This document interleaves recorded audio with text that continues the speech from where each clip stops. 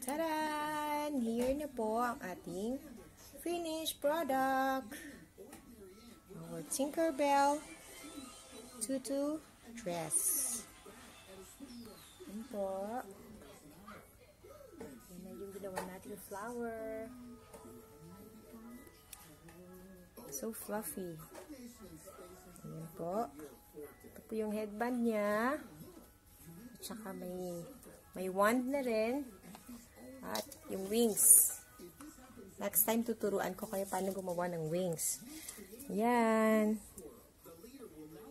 Diba? Ang cutie pie na. Ang cute-cute ng baby nyo pag nasuot nyo to. Ayan na ang ating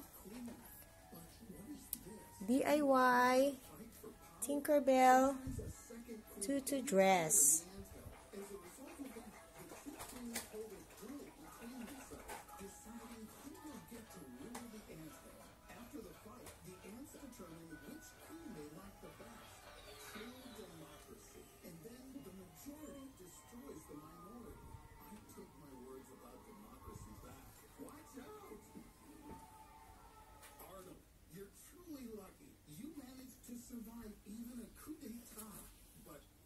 Stretchable po siya. So, at adjustable din yung straps. Kaya, no worries na hindi ka kasya sa baby. Kahit lumaki-laki na siya ng konti, kasya pa rin sa kanya. Ayan. Ayan na po ang ating finished product. So, hindi pa po nakasubscribe sa aking channel, please do po.